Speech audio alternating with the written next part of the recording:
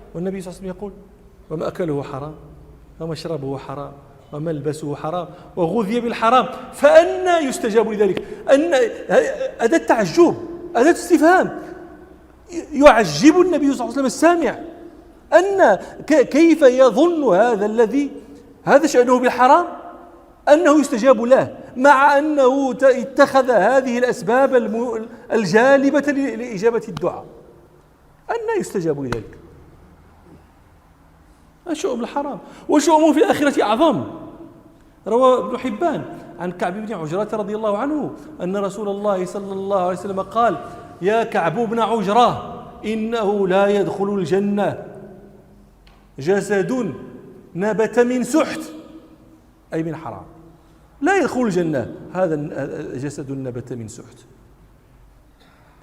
أنت لا تبالي من أي شيء نبت. هو شوف الآن هذا عمر شربت لبن، ما الذي تنبته شربة لبن في جسم مثل جسم عمر؟ ما الذي شربة لبن؟ مازال نقولوا أبو بكر هذا شاة ذبحت غادي تنبت شوية، شربة لبن ومع ذلك يخرجها، لا يريد أن ينبت فيه شيء كيفما كان قيد ذلك الشيء من حرام. روى أبو يعلى والبزار والبيهقي عن أبي بكر الصديق رضي الله عنه أن رسول الله صلى الله عليه وسلم قال لا يدخل الجنة جسد غذي بالحرام. فنسأل ربنا سبحانه أن يلطف بنا، أن يسلمنا من الحرام، أن يباعد بيننا وبينه كما باعد بين المشرق والمغرب، وأن يجنبنا ويحفظنا من خدع الغرور، خدع الشيطان، فإنه يمنينا الأكاذيب ويأمرنا بالفحشاء، وأرزاقنا كاتبها ربنا لنا، حيلة المحتال لا تزيدها، حرص الحريص لا يكثرها. هذا أمر فرغ منه. روى البزار في مسنده عن حذيفة بن اليمان رضي الله عنهما قال قام رسول الله صلى الله عليه وسلم يوما فدعا الناس فقال هلموا إليه، قال فأقبلوا إليه، فقال صلى الله عليه وسلم هذا رسول رب العالمين جبريل صلى الله عليه وسلم نفث في روعي أنه لا تموت نفس حتى تستكمل رزقها وإن أبطأ عليها، فاتقوا الله وأجملوا في الطلب. أجملوا في الطلب أي في طلب الرزق، ليكون طلبكم الرزق طلبا جميلا. فاتقوا الله وأجملوا في الطلب ولا يحملنكم استبطاء الرزق على أن تطلبوه بمعصية الله، فإن ما عند الله لا ينال إلا بطاعته. هذا شيء ينبغي أن يتعقله المسلمون، أن يدركوه وأن يفهموه، وأن ينتقل من كونه معلومة في الرأس إلى انفعال بالوجدان، أن يقشعر جسمك من الحرام كما يقشعر مما تعافه. نحن أرزقنا كتبها ربنا لنا ونحن أجنة في بطون أمهاتنا. والعجيب أيها الناس، هذا الغريب، أن رزق أحدنا يطلبه كما يطلبه رزقه. أنت تخرج تطلب رزقك وهو أيضا يطلبك، وحري باثنين يطلب كل واحد منهما صاحبه أن يلتقيا.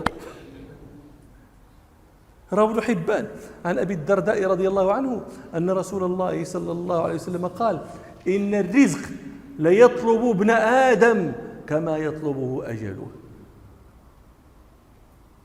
هذه عجيبة هذه. فإذا كان هذا كما سمعتم فلأي شيء الخدع، ولأي شيء الغش، ولأي شيء الكذب والخلابة والختل والحالف بالله لإنفاق السلعة، لأي شيء تقتحم هذه العظائم لاستكثار دراهم. فرغ منها. روى أبو نعيم في الحلية عن جابر بن عبد الله رضي الله عنهما قال رسول الله صلى الله عليه وسلم لو أن ابن آدم هرب من رزقه كما يهرب من أجله لأدركه رزقه كما يدركه أجله. يمشي من غرائب.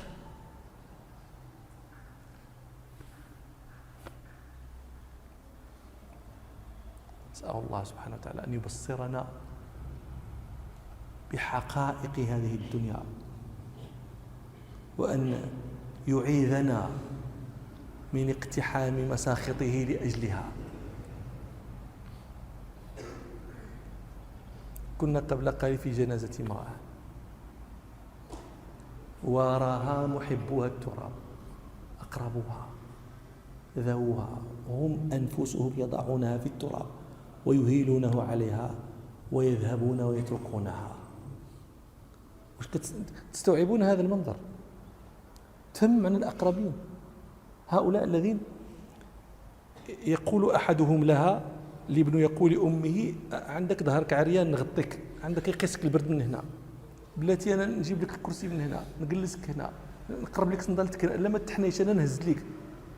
هؤلاء الذين يعتنون بهذه المرأة أو بهذا الميت، هذا الاعتناء، هم يضعونه بأيديهم في التراب ويذهبون يتركونه. هذه الدنيا، هذه الدنيا هي هذه. فمن كان محسنا حمد حينئذ إحسانه، ومن كان مسيئا لا رجوع له فيستعتب. هي المصيبة. الآن في تلك اللحظة تتبين الحقائق، لا تستطيع الرجوع، تحب الرجوع فلا تمكن منه. الدنيا ضرب لها رسول الله صلى الله عليه وسلم مثلا غريبا عجيبا، رواه مسلم في الصحيح أن رسول الله صلى الله عليه وسلم ذات يوم دخل السوق ومعه أصحابه في كنافته، فمروا بجدي أسك ميت.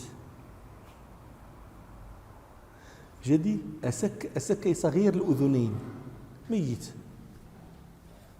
فأخذ رسول الله صلى الله عليه وسلم بأذنه وقال لأصحابه: أيكم يحب أن هذا له بدرهم؟ فقالوا: يا رسول الله ما نحب أنه لنا بلا شيء، يعني ليس بدرهم، لو أعطيناه بلا شيء ما في أحد ما منا أحد يحب أن يأخذه، فكيف بدرهم؟ فقال صلى الله عليه وسلم: أيكم يحب أن هذا له بدرهم؟ فقالوا: يا رسول الله لو كان حيا لكان عيبا فيه لأنه أسك.